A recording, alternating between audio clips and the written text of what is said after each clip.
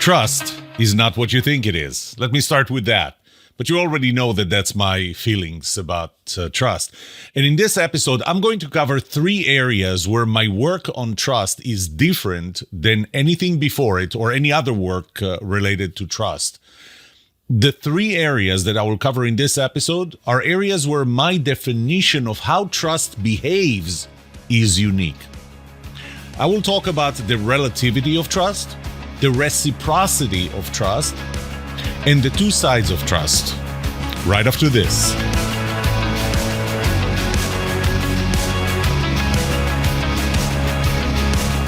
Welcome to The Trust Show. I'm Yoram Solomon, your host, the author of the Book of Trust, and facilitator of the Trust Habits Workshop. My mission is simple. I want to help you form habits that build your trustworthiness, because the answer to this question will have the biggest impact on your personal and professional success or failure. Can I trust you?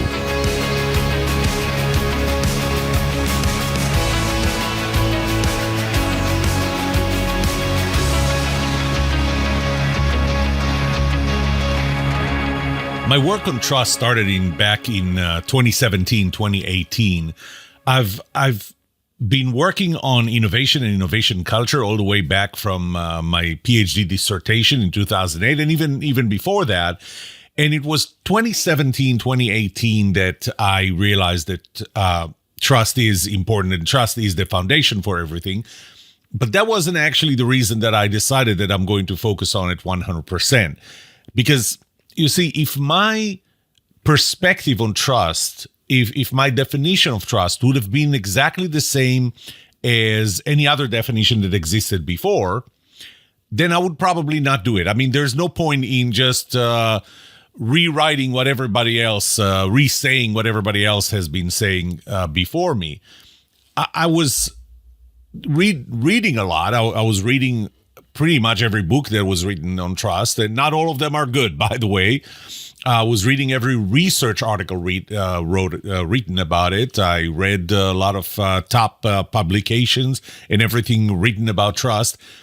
And then I stopped and I asked myself, do I agree with that, or do I have a different perspective? Now, I did not force a different perspective. I realized that I have a different perspective. And because my perspective on trust is different enough that I decided to focus on trust, and have been doing that for the last pretty much 7 years. I would say 7 years plus, because trust was part of my PhD dissertation that started in 2008. A big part of it, of my definition of trust, falls under the 8 laws of trust. And the 8 laws of trust are really, those are not laws that I created, invented, suggested, or anything. They're really my observations over the years. I mean, initially I observed, I think 5 of them, and then it became 7, then it became 8. And for the last 4 years, I would say, it's been those 8 laws. And I stuck to them. So in today's episode, I'm really going to talk about 3 of them, and kind of touch on a couple of the components of my relative trust model. But I'll talk about 3 of those laws of trust, specifically trust law number 3, the trust is relative; trust law number 6, the trust is reciprocal; and trust law number 8, the trust is a 2-person game. I'll start with trust law number 3, the trust is relative. It's actually, the trust is personal, because it's relative in more aspect than one. I kind of bundled them together, but trust is relative and trust is personal. That was actually the topic of my second TED Talk. My second TED Talk was called The Relativity of Trust. And here's where it differs. Here's how I want you to think about trust differently than what you've heard before. And that is, there is no checklist. There is no checklist of components, characteristics, whatever you call them, that makes a person trustworthy if you can check every one of them. And obviously, every box has a very clear black and white, good or bad. So the most trusted people are the ones who will check all the boxes in the good side. Okay. It's not like that. I typically give an example of some components are, some things are, like, for example, telling the truth. And my question to you is, would you ever trust somebody who knowingly and intentionally lies to you? Well, it sounds pretty black and white, but in reality, it's not. Because let me ask you a question. What if somebody lies to you knowingly and intentionally, but their intention is actually to protect you? Maybe they're not telling, maybe it's not a lie, maybe they're not just telling you the whole truth. But they're doing that to protect you. Is that a person you should not trust? I mean, their intentions are good. Their action, we may argue. And I can tell you that from talking to people, not everybody holds my opinion, which is I don't want anybody to lie to me. Don't protect me with lies, okay? Then there's this whole white lie. Does this dress make me look fat? How do you answer that? With truth or trying to protect the person that you're answering? And I know there are different people that are going to answer this question differently. Which brings me back to the point of trust is relative. And I'm touching on one of those components that is the most black and white, lie or truth. And you can see that even that changes because intention does matter. But there are other components that are less black and white. I think it was last week that I did an episode on procrastination, whether it's good or bad. And, if you're a procrastinator, then you're probably not going to think that it's bad unless you do think that it's bad and you're just, accepting the fact that you're doing something that's bad. And frankly, I gave an example. I looked at Google, search for the word procrastination. Every article, every piece that came out talked about how procrastination is bad. I looked at Amazon. Every book that came up talked about it as bad, as a disease that needs a cure. But bottom line is I'm a procrastinator and I don't think that it's bad. I think that there are good things about it. And I'm not going to dig into that because that's a whole topic that I covered in previous episode.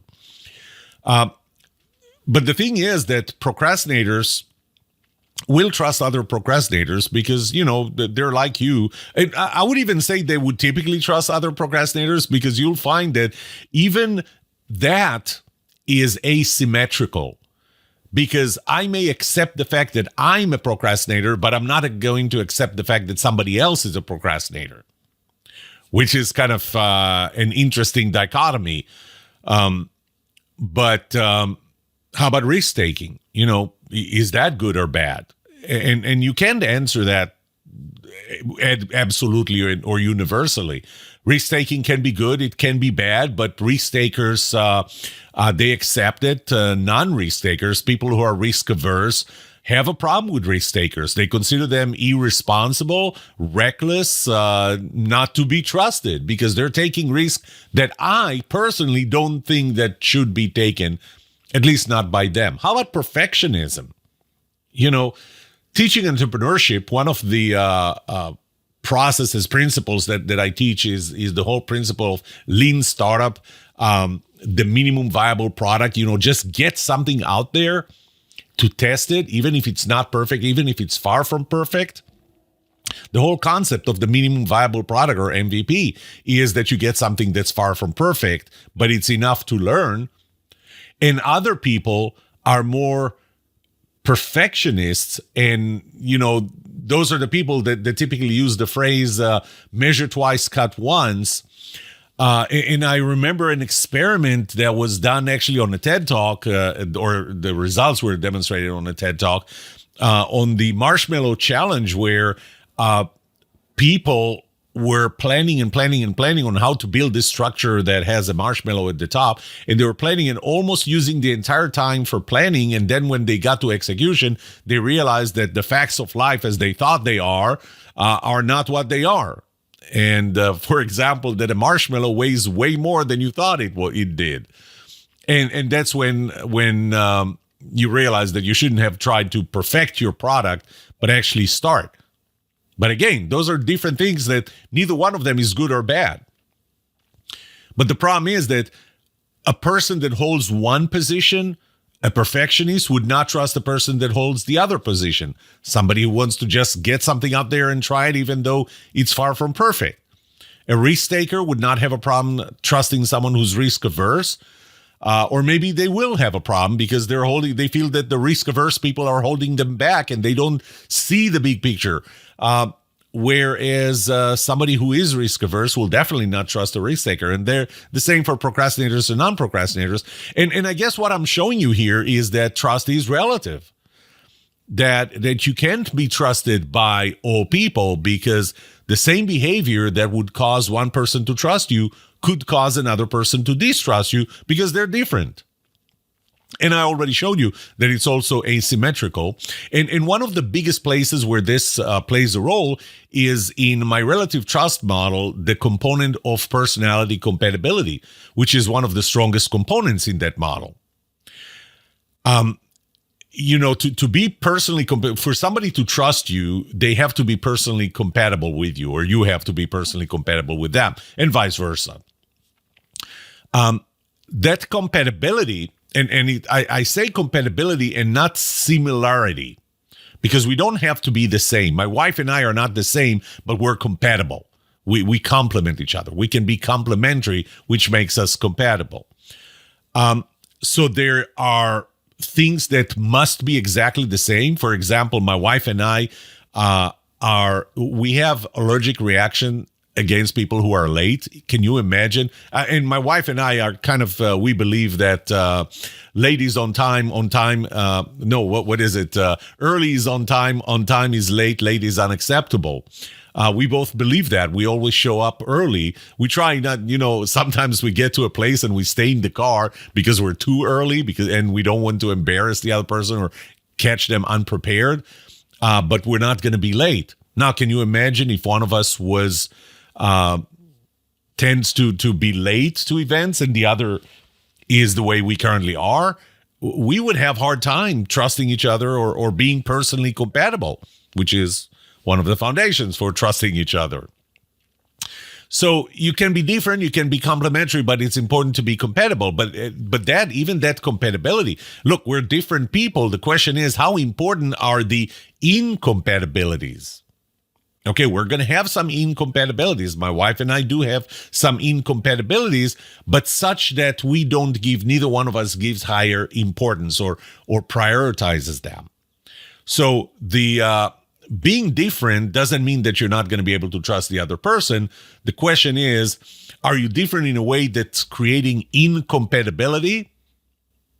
Because you can be different in a way that creates a complementary relationship. And if it is incompatible, is it prioritized high? Incompatibilities, or I should say high priority, high importance incompatibilities, causes you to lose trust.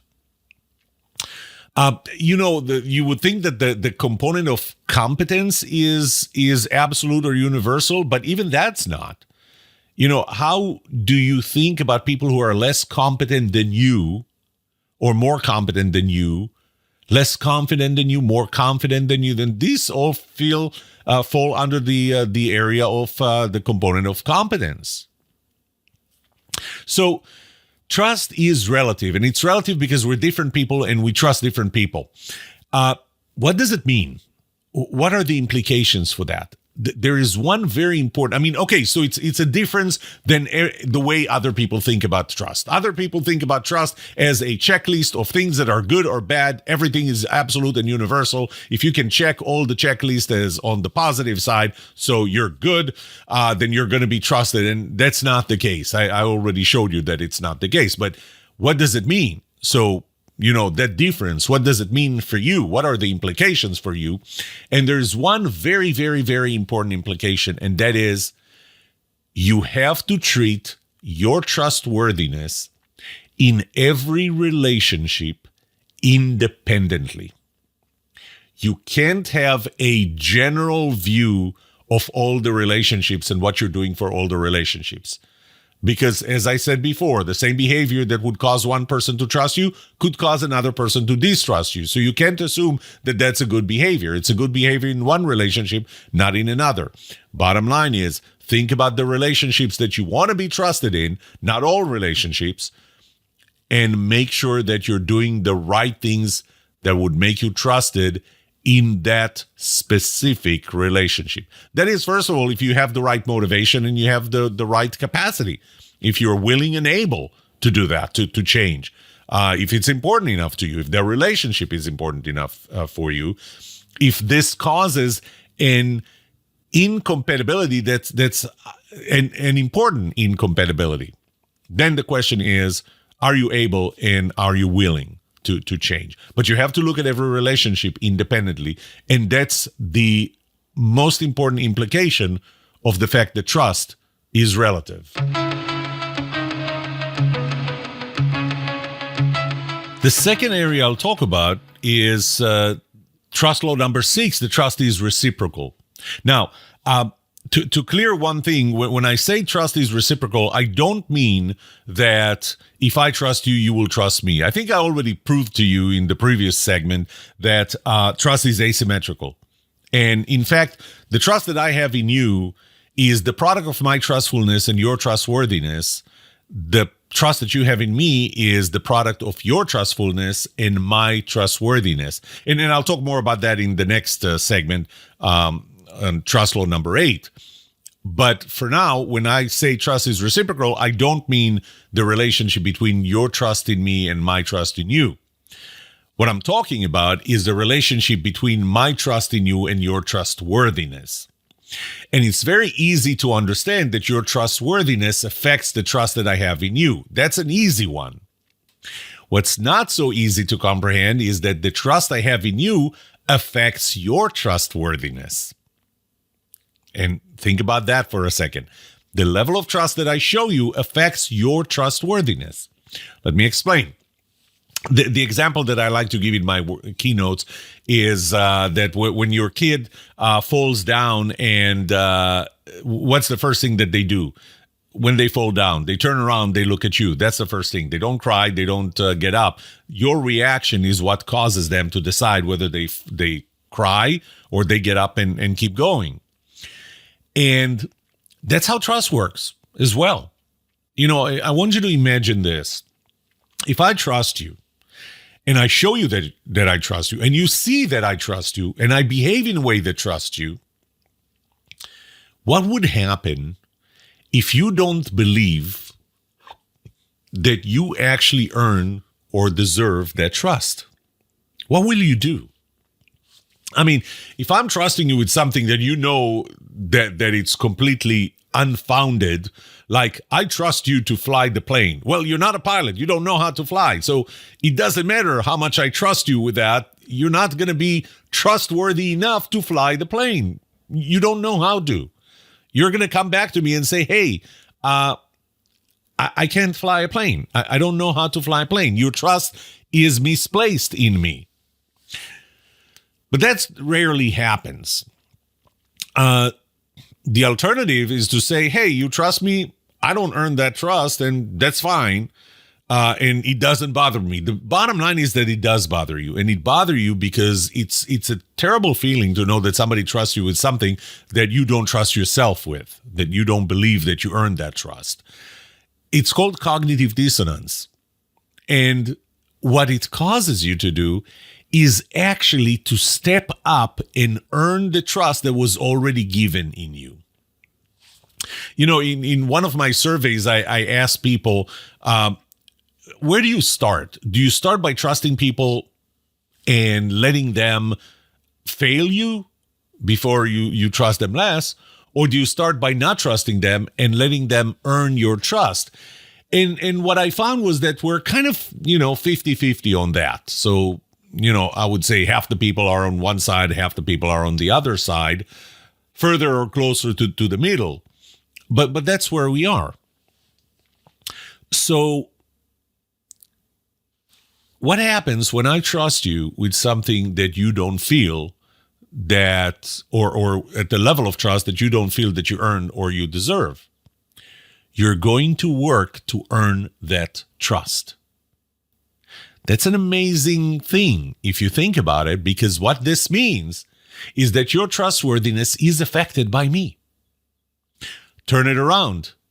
My trustworthiness is affected by you, by how you show me, the level of trust that you extend to me. And it's not enough that you extend that trust to me. I need to know that you extended this trust. And I think the implications of these are pretty simple, because what they mean is that you can affect another person's trustworthiness. You know, you can look at them and say, you're the only person responsible for your trustworthiness, but now you know that you actually have an effect on it because you showed them that you trust them. By the way, it works the other way around too. You can cause them to be less trustworthy by showing them that you don't trust them, that you distrust them. Or maybe even if you do trust them, you just don't show that to them. They can't know, they can't tell. And I wrote an article a couple of years ago called How Leaders Kill Trustworthiness. And that's how leaders kill trustworthiness. In one of my surveys, I asked, what's the most important quality for you in another person? And, number one was trustworthiness. I asked about 6 types of relationships, but trustworthiness was number one. On average, 61.2% of people said trustworthiness is the most important quality in another person. But it was really the most important quality in 5 out of the 6 relationships. In one of those relationships, trustworthiness was not the top one. When I asked leaders about their employees, number one was the willingness to work hard. 47.5% willingness to work hard. Only number 2 with 39%, still pretty high, but not number 1, was their employees' trustworthiness.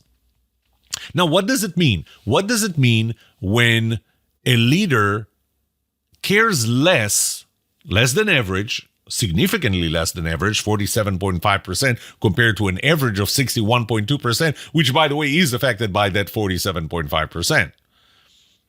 So what does it mean? It means that leaders don't consider their employee trustworthiness to be an important thing. And if they don't consider it to be an important thing, they probably don't have any intention of trusting them. What does the employee feel? Well, the employee feels that their leader doesn't trust them, and therefore they don't work hard to earn a trust that their leader doesn't have in them. You know, it's always harder to be the person that's ahead, the person that trusts ahead of trustworthiness, the person who's trustworthy ahead of trust. It's hard to be the first to drive the trend, so you just make it harder. So, trust law number 6, trust is reciprocal. What does it mean? It means that you can affect another person's trustworthiness and therefore the level of trust, for better or for worse. And the third element or component, well, not really component, the third law of trust that I'm going to consider as being unique compared to anything else you heard about trust or learned about trust is trust law number 8. Trust is a 2-person game. And it comes down, and I mentioned in the previous segment, it comes down to the trust I have in you is the product of your trustworthiness and my trustfulness, my willingness to trust. So, if you think that you're going to be trusted simply by how trustworthy you are, you already know, by the way, that some people are not going to consider you trustworthy because the same behavior that would cause one person to trust you could cause another person to distrust you. And I gave you examples. But it's not enough for you to be trustworthy. The other person has to be willing to trust. Back in 1972, there was a survey done. I quoted that survey in the Book of Trust. And that survey was right before the 1972 elections. And it was trying to figure out who are the trustworthy politicians. And so it was a poll that was put out in the field. And in the last moment, they added a few other personalities, specifically TV personalities. Number one was Walter Cronkite. Walter Cronkite came in as more trustworthy than anybody else, including all politicians running for president, running for governors, or anything else. Walter Cronkite, number one. And CBS used that line a lot since then. Walter Cronkite, the most trusted man in America. It wasn't 100%. It was 72%. 72% of people said that Walter Cronkite is the most trusted person, not 100%. And that takes us back into it's not enough for you to be trustworthy by some people. You're not going to be trustworthy by all people, but it's not enough for you to be trustworthy. Look, we're the sum of our experiences.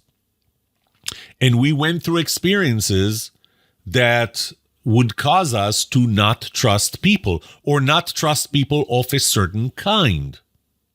You know, you may go into a restaurant and after that get a terrible stomach bug or food poisoning or something that you got in that restaurant, and you're never going to set foot in that restaurant chain again. Well, you are the sum of your experiences. This is your experience, and you're not willing to go into it. So you created a distrust against a chain of restaurants or an airline or I don't know what. So sometimes you categorize it. Maybe it's a large category. I don't trust people, period. All people, all kinds of people. I don't trust men. I trust women. I don't trust men. That's a categorization. That's a generalization. But that's important. That's important for you to know that the trust that I have in you is not solely up to you. And vice versa. The trust that you have in me is not purely based on my trustworthiness. I may be trustworthy in the eyes of other people, just not in your eyes. And the reason is not that you don't think that I'm trustworthy. It's just that you don't think that anybody is trustworthy. You have low trustfulness. What does it mean? What are the implications? Okay, great. So once again, I'm looking at trust differently, but what does it mean? Well, it means that if somebody doesn't trust you, it's not always your fault. And you don't necessarily have to fix yourself. That's one side of it. But the other side of it is that you have to keep in mind that my trustfulness, to a small degree, is dependent on your trustworthiness, to a smaller degree because maybe you represent all people, maybe you represent a certain group of people, a certain type of people, that because of your behavior, I may trust or may distrust them more or less. You know, I remember back in the early 90s, I remember flying to Hungary that just came out of the Soviet bloc. And they were still very, very closed, I would say. They were curious, but very shy, I could say. And I remember going there knowing that for many of them, I'm probably the first Israeli they ever meet. And maybe the first one or that they're going to know for a long time. And what I realized is that whatever I do there will affect what they think about Israelis because I'm the only Israeli they've ever seen. So it was important for me to behave in a certain way that would leave an impression on their trustfulness or general attitude towards Israelis. So that the next time they hear about an Israeli or think about an Israeli, they will have me in mind. The more of me, the more Israelis or anything else that I represent, the more they see, obviously, the more they're going to form their own trustfulness based on a larger sample. But right now, I was a sample of one. So again, what does it mean? What are the implications? First, I told you, it's not you, it's me, or it's not me, it's you. So think about the fact that in order for you to trust other people, you have to build your own trustfulness. You may not be trusting people simply because you're not a trustful person. You have to challenge your assumptions. You have to challenge maybe your biases into why you're not trusting other people. But also the third thing to keep in mind is that you may be, for someone, a sample of one. You represent a larger group, and there it comes with a larger responsibility. I used to say that the trust that one person has in another depends on, or the trust that I have in you depends on, or is the product of your trustworthiness and my trustfulness. You can do nothing about the latter, my trustfulness, and everything about the former, your trustworthiness. Well, that's not exactly true. And I changed that since then to you can do almost nothing about my trustfulness, but you can do something because you're still a sample of a larger group that I have an attitude of trusting or not trusting in general. You can affect my trustfulness, not only your trustworthiness. Let me summarize. First of all, there are other rules of trust. As I said, I observed 8 laws of trust. I observed them, didn't create them, didn't make them up, didn't invent them. I observed them. And there are 5 others, which I didn't focus on here.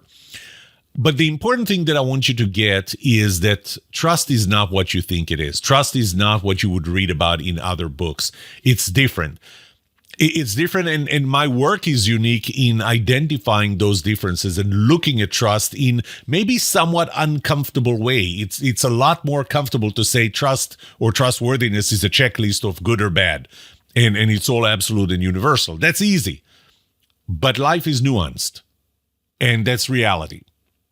So this is what made my work unique. And again, if I did not have a unique perspective on trust, I would not be pursuing this topic.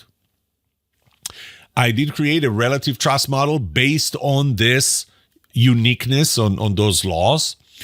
There is one more thing that I do that's unique that I didn't talk about here, but I did talk about in previous episodes and previous seasons, and that is, if I pointed out to you whatever framework I'm going to use, but I point out to you correctly, what do you need to change to be more trusted, even if it's in one relationship, to be more trustworthy?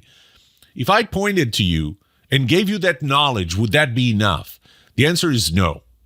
To be practical, you have to form new habits that change old behaviors. And those will build your trustworthiness and therefore the trust in you. And I created a 7-step process that I trademarked, Trust Habits, that would be an actionable plan. Knowledge is not enough. Let me show you how. Not the what, the how. So that's kind of how my work is unique in the area of trust, and it's actually it resides in the intersection of the science of trust and the science of habit forming. But today I talked about what makes it unique in the area of trust, because trust is not what you think it is. This is it for today. I hope this made you think a little differently about trust. And today is actually yesterday was May 4th. So it would only be appropriate if I said, may the 4th be with you, but I'm going to say, may trust be with you. This was The Trust Show.